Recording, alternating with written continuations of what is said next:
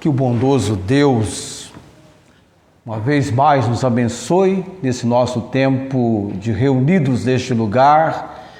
Nos entregamos a prestar-lhe culto, adorando-o em espírito e em verdade, pois a palavra assim nos ensina que Deus procura tais que assim o adorem.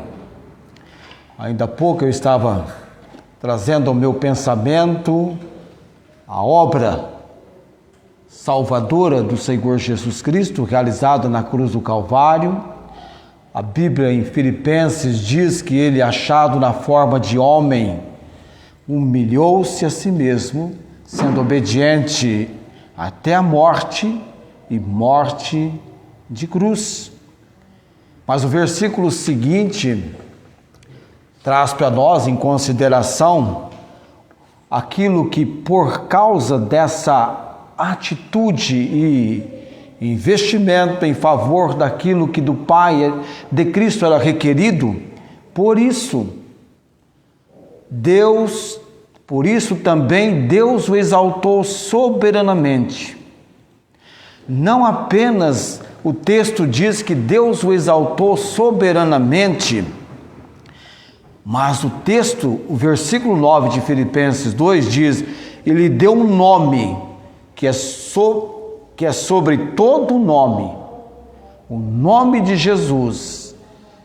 Deus destacou para que ao nome de Jesus se dobre todo o joelho dos que estão nos céus e na terra e debaixo da terra, e toda língua confesse que Jesus Cristo é o Senhor, para a glória de Deus Pai. O nome de Jesus. Há anos atrás, participando numa manhã de escola bíblica dominical, não era minha intenção estar naquela reunião, porque eu já havia, devido trabalho, eu já havia confabulado comigo mesmo, que eu não estaria na reunião dos jovens no sábado à noite, não estaria provavelmente na escola dominical e muito menos o culto à noite. Afinal, eu estava trabalhando. Nada mais nada menos do que numa loja, num trailer, vendendo na maior parte dos itens, ou quase que unicamente, chapéu. Vendendo chapéu. Mas tinha um jovem da nossa igreja que começou a me perturbar no meio da semana. Todo dia de manhã, quando eu estava indo para o trabalho, era um trabalho temporário, apenas uma semana ou duas, uma semana.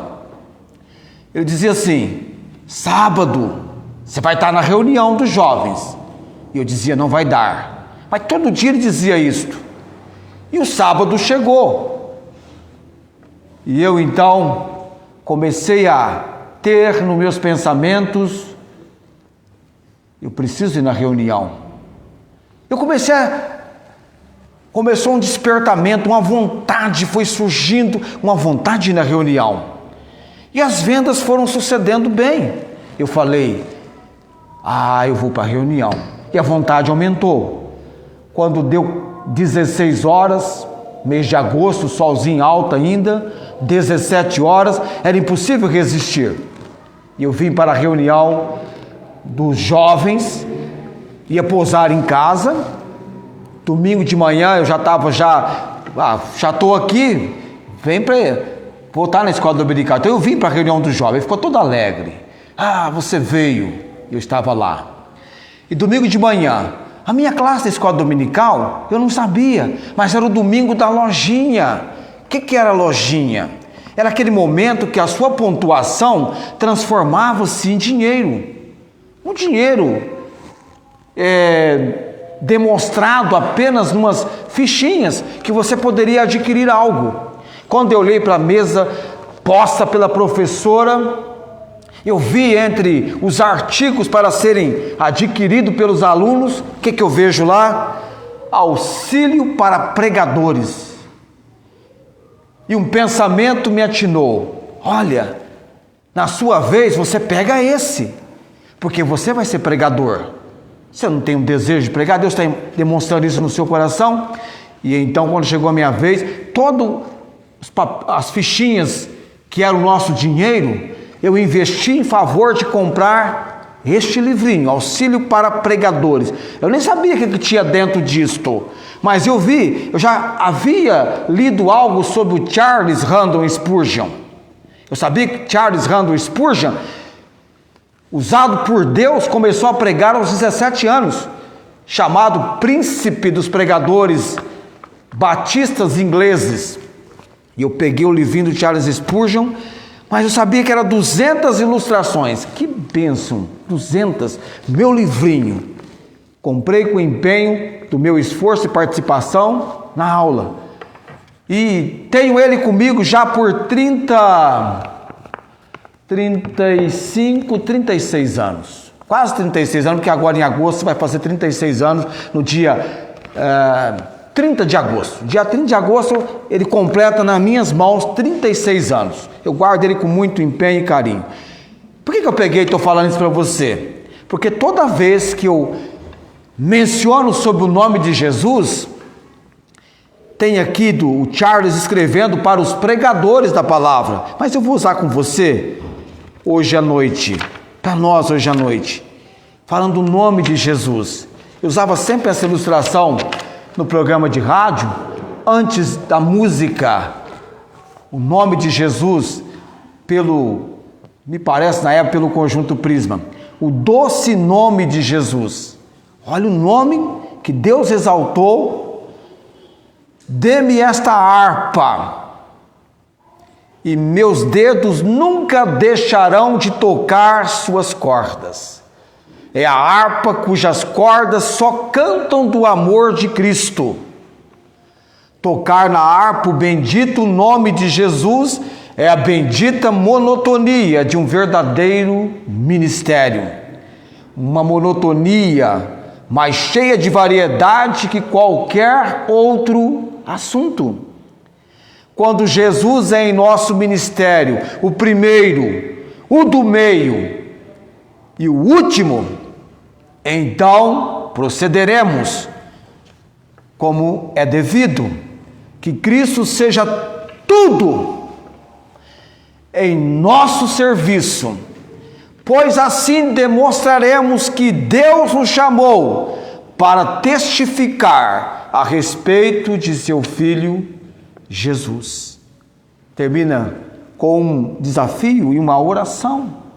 Como uma oração? Como algo que deve desafiar-nos, que Cristo seja tudo para o ministério pastoral, para o ministério de qualquer homem e mulher de Deus servindo-o. E nós temos estudado tudo e todo, integral, completo, totalidade, nem um tiquinho sobrando, faltando, mas tudo, totalmente. E sabe, não era minha intenção estar no culto à noite, porque eu voltei para o trabalho no parque, mas 19 horas, eu estava na 30 com a 35, na maior velocidade para chegar em casa, tomar banho e ir para o culto. Depois do culto, alguém me levou lá no parque de novo, mas eu estava comprometido com o desafio de Deus. E faltava só um pouquinho mais para a confirmação da minha entrega para a obra que aconteceria no acampamento em setembro daquele ano, e eu fiz tal confirmação. E então, já em novembro daquele ano, eu estava pela primeira vez no púlpito pregando num domingo de manhã, numa data toda especial para mim. Imagina, 15 de novembro, como esquecer a palavra de Deus? E desde então, 36 anos se passaram. Nunca me esqueço daquele jovem: vem para a reunião, vem, participa na reunião. Não vai dar, não poderei, mas ele insistiu. Tem insistência que vem de Deus. A Kátia. Tem bênção vindo por aí. E a providência de Deus. E a primeira pessoa que Deus impressionou tremendamente, ou de forma muito vibrante o meu coração, foi um jovem, lendo sobre ele, o Ernesto já leu sobre ele, o Stanley Albert Daly, uma grande influência desse homem de Deus, que já há muito tempo está na eternidade com o Senhor, implantou Deus no meu coração. E assim tem sido. Tudo, quando Cristo é tudo, não pense em tudo. E vamos para 1 aos Coríntios, capítulo 13, versículo 7. A questão do X tudo é apenas para você ter uma ligação de algo que é completo, é tudo. E o X na matemática é incógnita, daquilo que você não sabe qual o resultado, mas faz uma operação e o X é aquilo que você quer levantar na operação e descobrir. Aí vem raio-x e por aí vai na vida. 1 aos Coríntios capítulo 13, do verso 1 até o verso 7. Vocês estão lá? Estamos juntos? Ou separados? Juntos ou separados? Estamos juntos? Amém? Se não estamos juntos, estamos separados, mas eu creio que nós estamos juntos.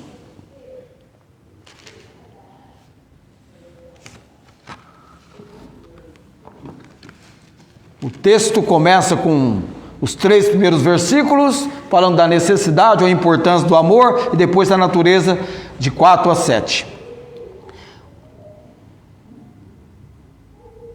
Vocês estão prontos? Quantos aqui ainda podem fazer aquela flexão de joelhos? Aí o senhor Renato também fica um pouquinho em pé, porque todo o tempo sentado para ele é desesperador, não é? Um pouquinho em pé. Quem está em pé nunca tem problema em pedir que alguém fique em pé, não é? Mas tem hora que você está sentado tão gostoso, né? Você dá aquela levantada, até parece ruim, mas só um pouquinho, tá? Nós já vamos colocá-los novamente sentados. Ainda que eu falasse as línguas dos homens e dos anjos, e não tivesse amor, seria como metal que soa, ou como sino que tine. E ainda que tivesse o dom de profecia, e conhecesse todos os mistérios e toda a ciência, e ainda que tivesse toda a fé, de maneira tal que transportasse os montes, e não tivesse amor, nada seria. E ainda que distribuísse toda a minha fortuna para sustento dos pobres, e ainda que entregasse o meu corpo para ser queimado, e não tivesse amor, nada disso me aproveitaria. O amor é sofredor, é benigno, o amor não é invejoso, o amor não trata com leviandade, não se ensoberbece, não se porta com indecência, não busca os seus interesses, não se irrita, não suspeita mal, não folga com a injustiça, mas folga com a verdade. Tudo sofre, tudo crê, tudo espera, tudo suporta. Oremos. Temos Deus bendito, nos colocado diante da realidade de um Deus vivo e verdadeiro, que nos sonda, nos conhece, que nos ama com amor eterno. Queremos ser atraídos pelo Senhor. Eu sei que o Senhor, para cada um de nós que aqui se encontra, neste lugar hoje à noite, e mesmo aqueles que pela transmissão, desprovidos da condição de estarem onde estamos, eu sei que para cada um, o Senhor tem um propósito específico para as suas vidas. Eu sei que o Senhor trata conosco com misericórdia, com graça. O Senhor quer que sejamos todos atraídos a Jesus Cristo. Ele é o único e todo suficiente Salvador. Ele é o caminho, a verdade, a vida, o melhor presente, dádiva, vinda do Senhor para o pecador perdido em Jesus Cristo encontrar a solução para a consequência do pecado. O pecado gera morte. O salário do pecado é a morte, mas o dom gratuito do Senhor é vida eterna em Jesus Cristo. Abençoa, Deus, o teu povo aqui reunido hoje à noite. Abençoa, Deus, a porção da tua palavra. Abençoa, Pai, a mensagem. Abençoa o mensageiro. E usa-me para o teu propósito. Oramos no nome de Jesus. Amém. Amém.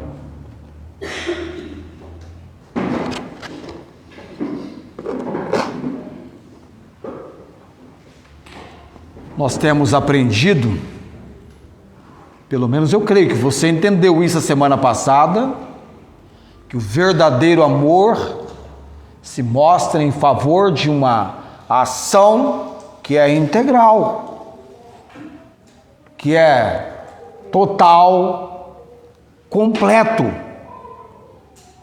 Deus quer que eu e você amemos com todo o nosso ser. Abra sua Bíblia em Deuteronômio, capítulo 6, versículo 5. Deuteronômio, capítulo 6, versículo 5.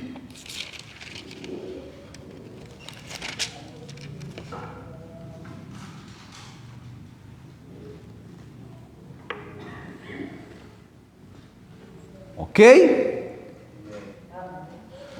O versículo 4 é para aguçar os ouvidos de Israel. O termo Israel refere-se à nação, não a uma pessoa, mas à nação. Deuteronômio 6:4. Ouve, Israel, o Senhor nosso Deus é o único Senhor. Amém? Amém. Não há outro Deus. O Deus vivo e verdadeiro, criador e sustentador de todas as coisas, é o Senhor. Deste livro, desta palavra. Amarás, pois, o Senhor teu Deus de todo o teu coração, de toda a tua alma e de todas as tuas forças. Jesus Cristo vai apresentar o grande mandamento da lei.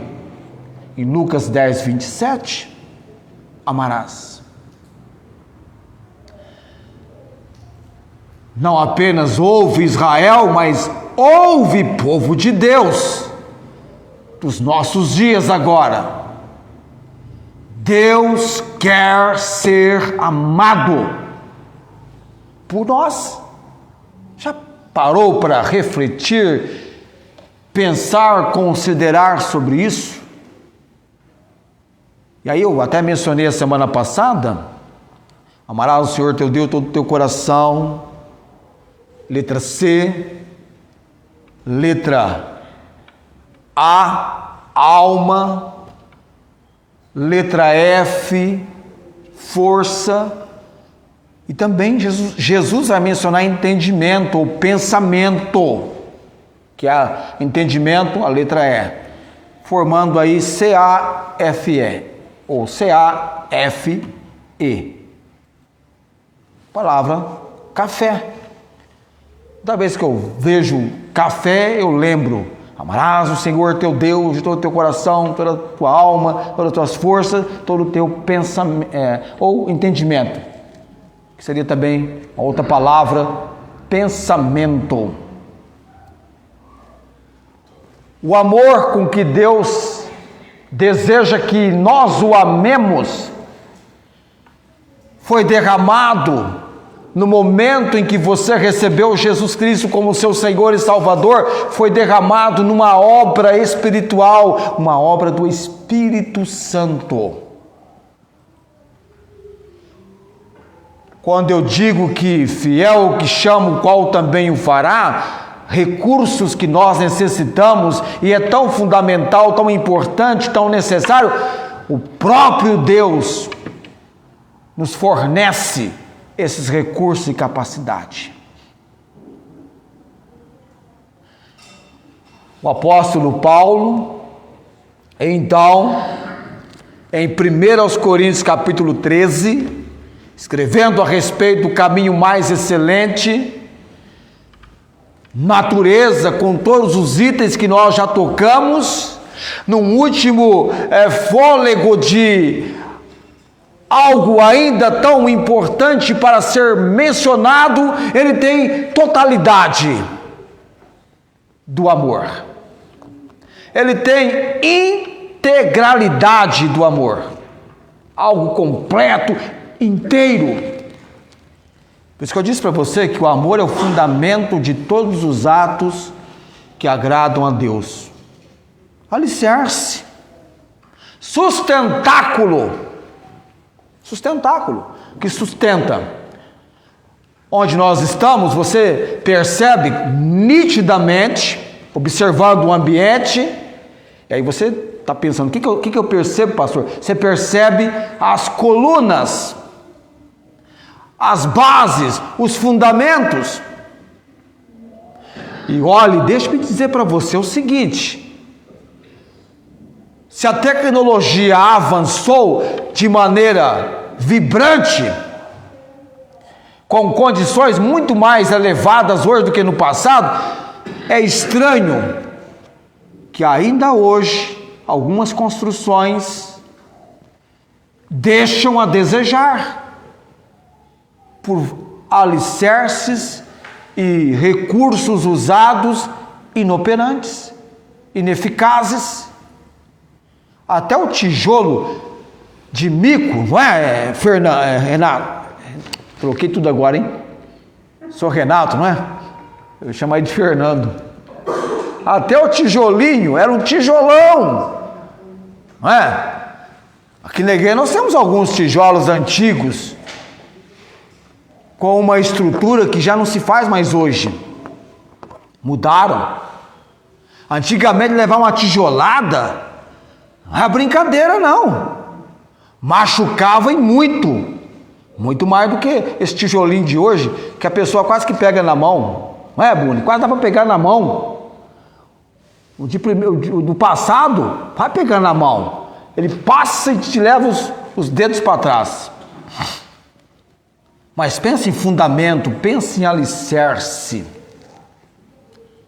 E Paulo diz: tudo, total, a integralidade, é uma ação apresentada pelo apóstolo Paulo em 1 Coríntios 13, 7, precisamente no versículo 7, e por 4 vezes Paulo expressa a palavra tudo, para mostrar o que? A totalidade do amor, a totalidade do amor. Nós falamos sobre isso semana passada, estou só fazendo uma reapresentação com você, e logo nós vamos seguir onde nós paramos. E aí, apenas por uma questão de ilustração, a figura do X-tudo. E aí, qual é o X-tudo do verdadeiro amor? São descrições apresentadas, descrições de fatos apresentados pela palavra de Deus. Paulo colocou aqui o X-tudo do verdadeiro amor. São 4 tudo. E o primeiro deles é o sofrimento. X, sofrimento. Sofrimento. O amor tudo sofre. E a primeira coisa que nós entendemos na semana passada foi a graça de Deus no tocante ao amor. Essa graça nos possibilita lidar com o sofrimento. O amor tudo sofre, sofrimento e dor. Nós vamos lidar com sofrimento e dor. Nós falamos sobre o apóstolo Paulo, aquele sofrimento, aquela aflição que ele estava vivendo, um espinho na carne. No capítulo 12 de 2 aos Coríntios ele fala sobre isso. No capítulo 11 ele tinha falado sobre os sofrimentos que ele havia enfrentado. E no tocante ao espinho na carne, o Senhor não o curou, mas lhe informou: a minha graça te basta, porque o meu poder se aperfeiçoa na fraqueza.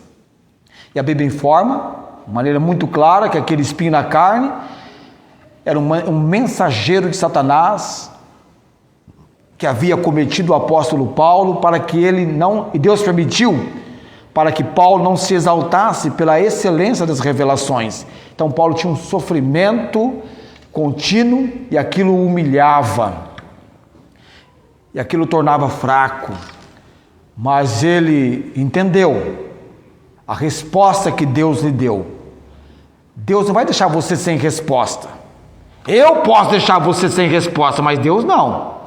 Amém? Ontem foi uma jovem, estava chegando em casa com meus cachorros ontem, estava até contando para Célia e as minhas irmãs, vindo para a igreja de noite. A vizinha queria, dessa jovenzinha, que ela lhe arrumasse 4 pregos. E aí a jovenzinha perguntou se eu tinha, a Thalia, se eu tinha pregos em casa. Eu falei, se for de ripa eu tenho. E eu entrei em casa, então, e falei para ela, deixa eu encostar o portão aqui por causa dos cachorros. Eu entrei em casa com a intenção de ir na caixa e pegar os pregos para a Thalia. Só que a Célia me chamou e aí os pensamentos fizeram curvas de nível. E eu só fui lembrar da jovenzinha esperando os pregos do portão, quando eu estava lá na igreja à noite ontem, lá no Cristiano, aguardando o culto começar. É como se alguém falasse, ei, você esqueceu da menina no portão? Falei, meu Senhor, não é que eu esqueci dela no portão, mas já devia ter tocado a campainha. Agora tem que falar para ela, olha, eu acho que ela pensou que eu não achei, né? Não voltava. Ela foi embora, achou, não encontrou. Deve ter pensado algo assim. Mas poderia ter tocado a campainha, eu estaria com menos peso na consciência nesse pormenor do que estou agora. Mas Deus não é como Ele não falha. Não tem falha com Ele. A minha graça te basta. Paulo entendeu a resposta de Deus. Não vai deixar você sem resposta. Eu deixei a Thalia sem resposta, coitadinha. Mas se ela tivesse permanecido lá por mais tempo, quando eu saí para vir para a igreja, eu atenderia. Aí alguém fala, nossa, que absurdo, pastor, que loucura. É verdade. Quando eu era jovem,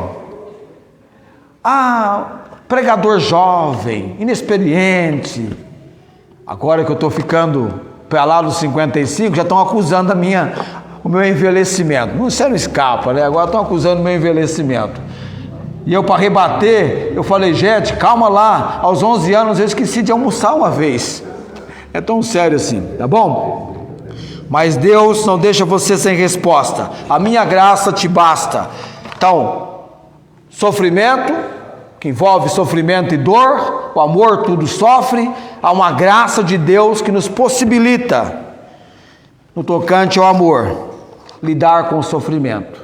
Então, sempre que você estiver, e vai estar lidando com o sofrimento, as aflições, há uma graça de Deus vinda para mim, que me possibilita lidar com o sofrimento. Nós mencionamos isso a semana passada. Um outro fato também, que nós devemos destacar, é que o sofrimento é algo que somos chamados a sofrer e exortados a suportar. Somos chamados a sofrer. Davi, lá no Salmo 119, no Salmo 71, ele reconheceu que o sofrimento na sua vida foi algo bom. Vamos ler lá o Salmo 119, versículo 71. Assim você faz o exercício de encontrar na sua Bíblia esse texto da palavra. Salmo 119, versículo 71. Estou quase lá. Salmo 119, aquele salmo bem extenso que tem 176 versículos. Salmo 119, versículo 71. Foi-me bom ter sido afligido, para que aprendesse os teus estatutos. Nada sem propósito. Até mesmo no sofrimento que envolve o amor, tudo sofre. Esse tudo sofre. Há um propósito de Deus. E Davi reconheceu: foi-me bom ter sido afligido, para que aprendesse os teus estatutos. Alguém tem dito que no sofrimento, quando nós passamos a buscar o Senhor, vamos entender por que Deus está permitindo aquilo. Jesus Cristo deixou muito claro: no mundo tereis aflições, sofrimentos, dores. Eu mostrei para você na semana passada que nós temos dois tipos de corridas. E nós distinguimos as corridas de velocidade das corridas chamadas maratonas, que envolve tanto uma contra a outra habilidades e pontos fortes. A corrida de velocidade, ela pode demorar 10 segundos. Exige velocidade, ela é rápida. Correr os 100 metros rasos, 10 segundos. Uma maratona de 42 quilômetros pode demorar 2 a 3 horas. Uma é de velocidade, a outra é de resistência.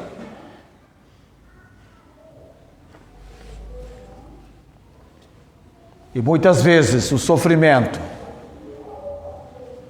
vai nos levar a um envolvimento de algo que vai requerer de nós resistência. Mas como eu mencionei a semana passada, o sofrimento, a dor, eles têm um tempo determinado e vão acabar para o homem e mulher de Deus. Para o ímpio, a eternidade será um tempo que não vai findar o sofrimento. Mas eu e você que estamos no caminho que nos conduzirá ao céu. Qual é o caminho que nos conduzirá à eternidade no céu, na casa do Pai? Jesus. A Bíblia nos ensina, eu mencionei para você, Apocalipse capítulo 21, verso 4, no céu ou na santa cidade, Deus vai limpar dos olhos toda lágrima, não vai haver morte, pranto, dor, sofrimento. Então é por um tempo que é passageiro, momentâneo, pode demorar, pode ser até uma maratona, mas chegar-se-á o término, o fim.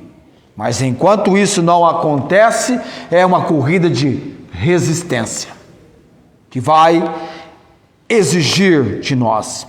Então, sofrimento, nós temos uma graça de Deus que nos possibilita, em amor, lidar com o sofrimento. Nós temos o sofrimento como algo que somos chamados a sofrer e exortados a aguentar. Ao missionário por nome Mateus Yates, ele foi chamado por Deus para pregar o evangelho no país China. Imagina você ir para a China pregar o evangelho. Chegando na China, o Mateus Yates precisava aprender chinês. uma das línguas mais difíceis, que alguns missionários chegaram a dizer que parecia ter sido inventada pelo diabo para impedir a pregação do evangelho dos missionários estrangeiros. E de repente o Mateus Yates é acometido por uma enfermidade que atingiu os seus olhos. Por um período de tempo, ele ficou desprovido da visão. Um sofrimento que abateu, ou poderia muito mais ter abatido e impedido o missionário de aprender chinês. Diante de tal situação, o Mateus Yates, lá na China, ele foi para as agências de despacho de chá. É o nome assim, viu? Nada a ver com chá da tarde, não, viu? Era um local chamado assim.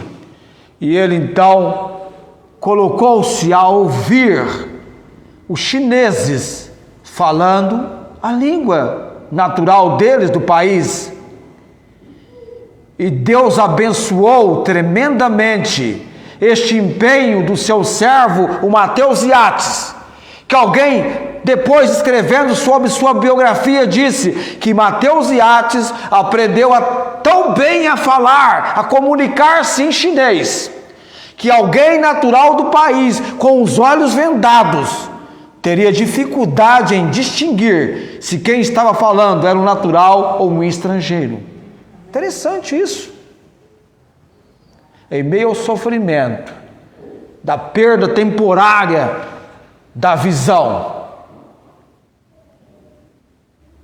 ele, nesse período, aquilo que seria talvez a maior dificuldade para aprender um novo idioma, Deus aguçou os seus ouvidos.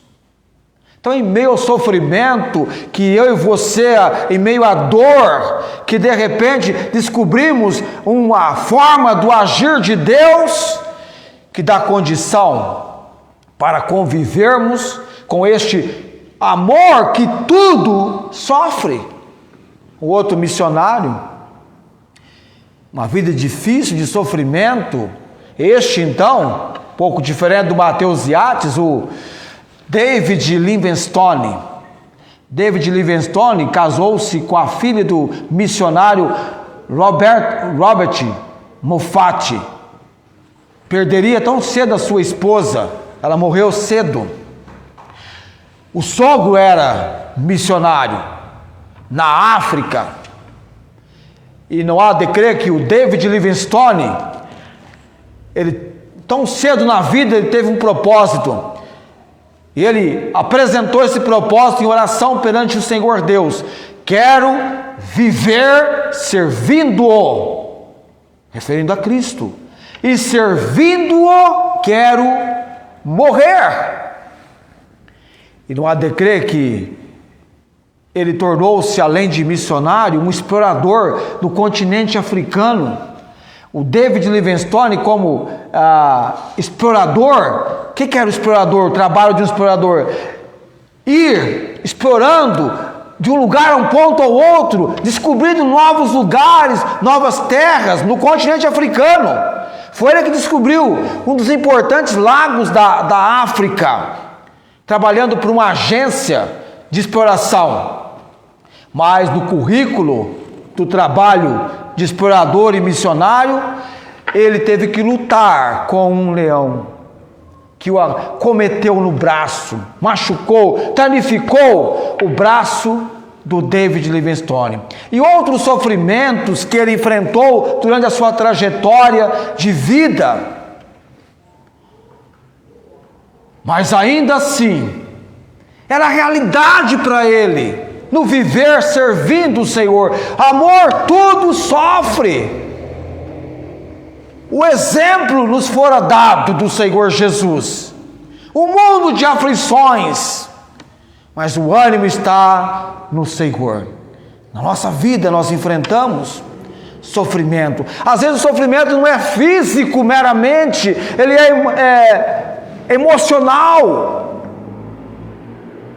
como um pai criando o seu filho na doutrina, a admoestação do Senhor, um homem para Deus, e aquele filho sai de casa para ir num lugar e é confundido pelos policiais que atiram no filho, e ele tenta buscar socorro em alguém, o policial chega e desfere mais, ou usando a arma, dispara mais balas naquele jovem, e aquele jovem é morto como se fora um bandido. E o amor que tudo sofre, o pai diante de uma cena assim.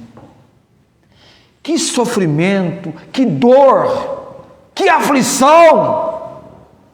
No mundo nós temos aflições, mas Deus nos concedeu um amor que tudo sofre, que lida com o sofrimento e com a dor. Estava ouvindo essa semana um testemunho desse pai, um pregador pregando a palavra de Deus e mencionando isso. Família, os filhos.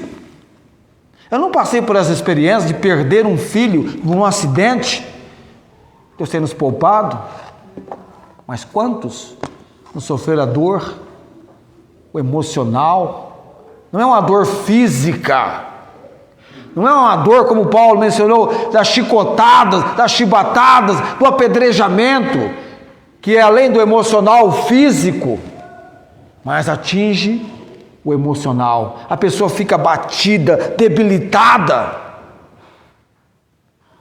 E alguns perguntam: onde está o seu Deus?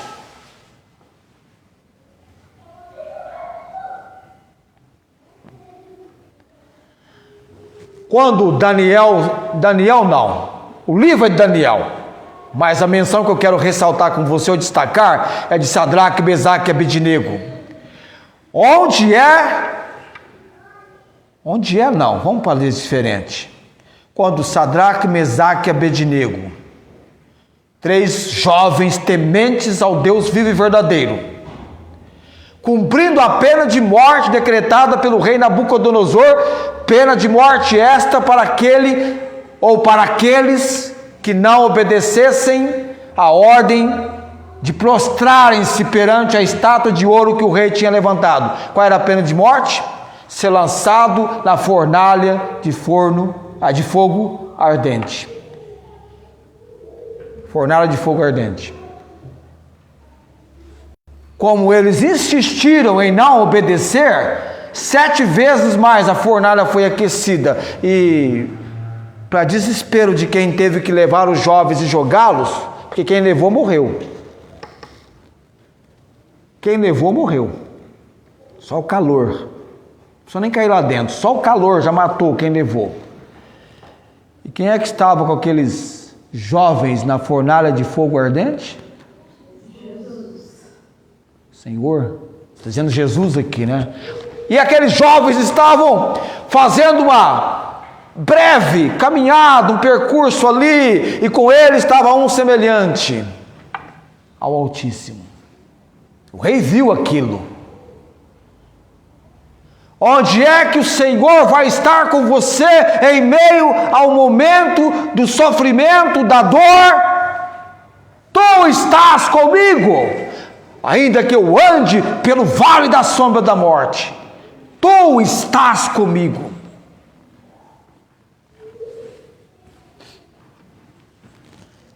E aí você diz: manifesta, Senhor, a sua presença. Eu entendo que quando eu estou andando na rua, o tu estás comigo vai estar comigo. Está sendo tão bom esse momento que eu tenho que caminhar. Um dia eu caminhei do shopping ao aquele bairro lá da ponta. Como é que chama aquele bairro, gente? Foge o nome aqui. San Diego. Gente, Fortaleza é aqui, ó. San Diego. Lá no San Diego.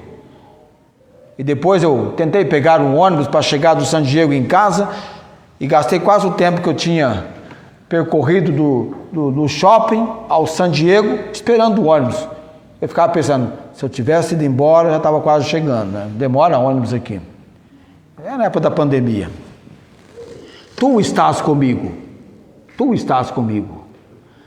Quem que livrou David Livingstone das garras do leão foi o Senhor.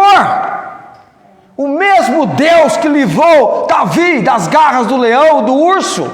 O mesmo Deus que livrou Davi de Golias. Eu estava hoje de manhã dando aula na escola dominical e eu disse que Davi, antes da luta com Golias, ele teve até a oportunidade de pregar. E pregou. E mostrou até os pontos da mensagem dele. O Senhor vai te dar nas minhas mãos, eu vou te ferir e eu vou cortar a sua cabeça. 3 pontos da mensagem de Davi. Tinha 3 pontos. Ele entrou no campo de combate com a clara convicção: eu venho em nome do Senhor dos exércitos, o Deus de Israel, a quem você, Golias, tem afrontado. Hoje, não é amanhã não, é com Deus é hoje. A ação dele é hoje. Hoje, o Senhor vai te entregar nas minhas mãos. E quando Golias dizia: eu vou te vencer, eu vou te ferir, exatamente como Davi pregou, a palavra se cumpriu. Porque a palavra de Deus se cumpre. Amém? Não volta vazia, vai se cumprir. Ela se cumpriu diante de todo Israel. A pregação é para todo Israel ouvir. E imagina você, vai ter uma luta, antes da luta tem uma pregação de alguém que está no campo de combate para lutar. Toda a atenção voltada para Davi. Tinha gente que não tirava os olhos de Davi, estava ali atento. Vai começar a luta. Aproveitou as oportunidades. A pregação tinha tudo a ver com o contexto da situação. Ele falou: eu vou ferir. E ainda que o gigante estivesse num tamanho desproporcional a Davi, Davi era pequeno. Mas Deus falou, Deus impressionou: Davi, é na testa, é no lugar mais alto e vulnerável. Porque Deus é o Deus impossível. É baixinho, vai girar funda, não vai cair na cintura dele jamais. Não é na cintura dele que é para atingir, não. É no lugar mais alto e vulnerável. E assim foi. Tu estás comigo.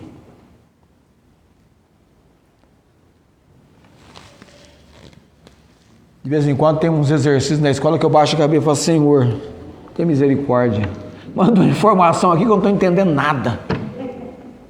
Manda uma informação aqui que a coisa está complicada.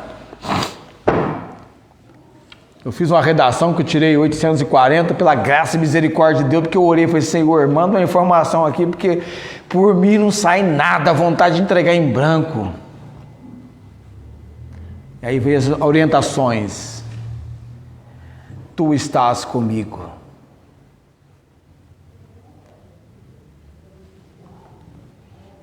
Eu queria Deus comigo quando eu fui fazer a prova de autoescola, mas com aquela música infernal que estava tocando no carro, eu falei: nem eu vou conseguir ir bem na prova. Eu falei para o instrutor: não dá para mudar de música não? Aí ele falou: não, desliga o rádio para você. Eu falei: nossa, melhor ainda. Melhor ainda. Aí ele queria saber por que eu havia feito tal menção. Aí eu lá fazendo a prova e falando de Jesus para ele. Aí ele falou assim: meu pai e a minha mãe vão à igreja. Tá, tudo bem. Não conhecia o pai dele, não conhecia a mãe. Era 94 anos. Perdão, 95 anos. Qual a minha surpresa?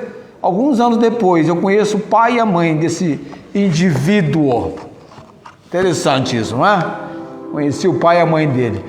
Poxa vida, gente. A dona Célia ela agora é meu relógio, meu despertador. Ela sai do lugar ali, eu já, hora de olhar para o relógio. Eu quero tratar com você a semana que vem a respeito que o sofrimento que nós somos chamados não pode ser comparado com a glória que em nós há de ser revelada. E também, por último, o propósito divino para o sofrimento. O sofrimento que somos chamados, na terceira e última mensagem do tudo sofre, porque depois tem tudo crê, depois tem tudo espera e depois tem tudo suporta, que aí é a superação. Vamos colocar em pé. A mensagem continua semana que vem.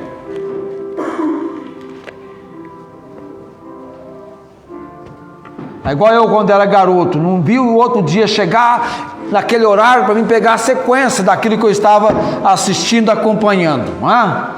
É assim com você? Série. Todo dia eu chego em casa, minha esposa está assistindo uma série chamada Jesus. É o Jesus dos eventos da Bíblia. Lá na série que ela assiste, 3 anos, são 3 anos. Parece que demora 3 anos para acabar a série. Parece que é uma série dia a dia do ministério de Cristo, sem perder um item, que demora. Ou coisa assim.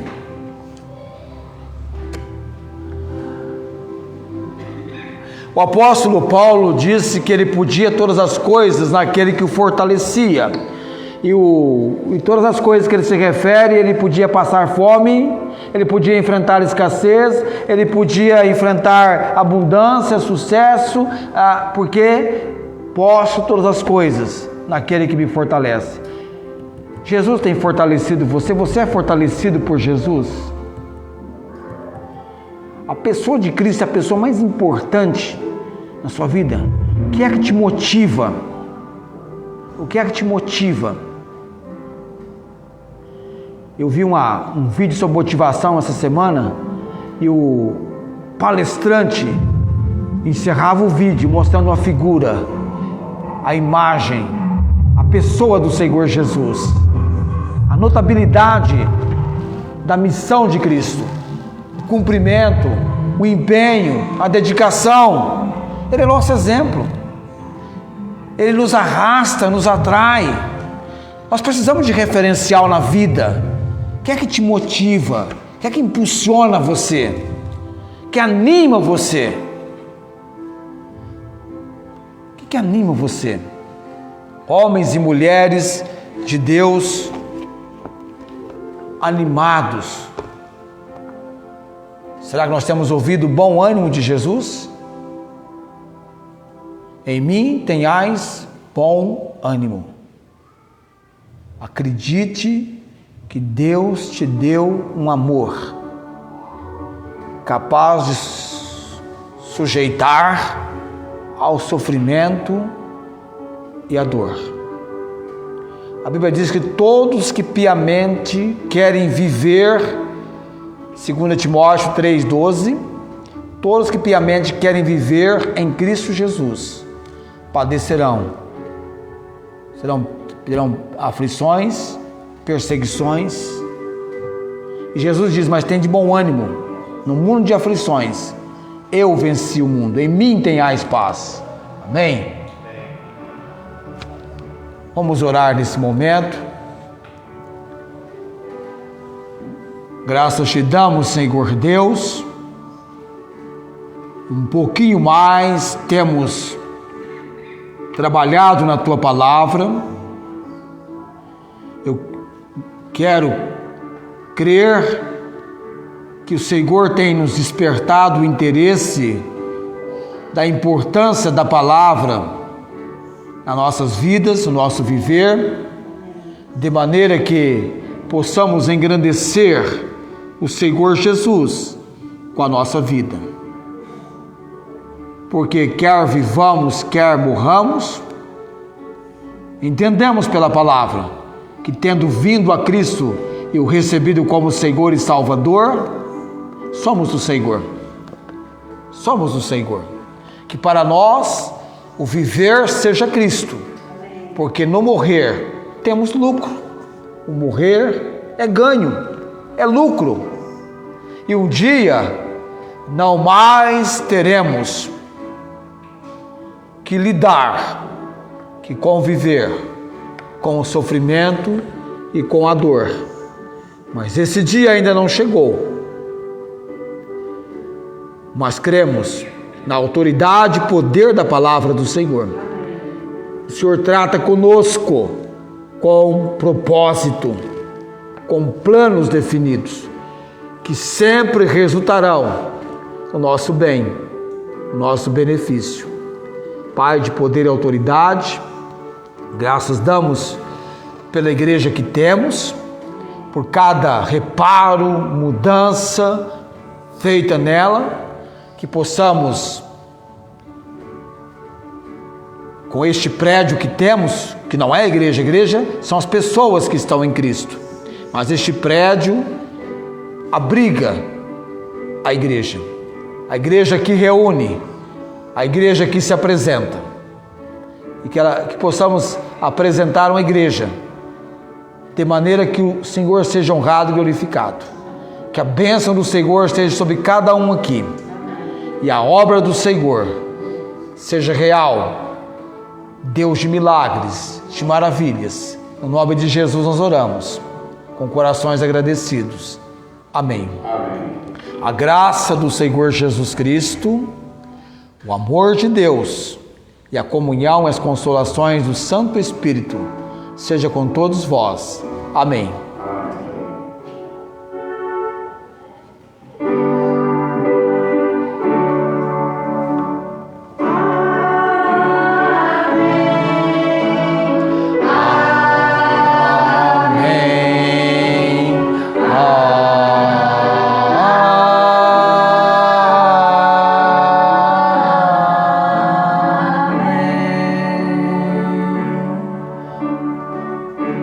Amém.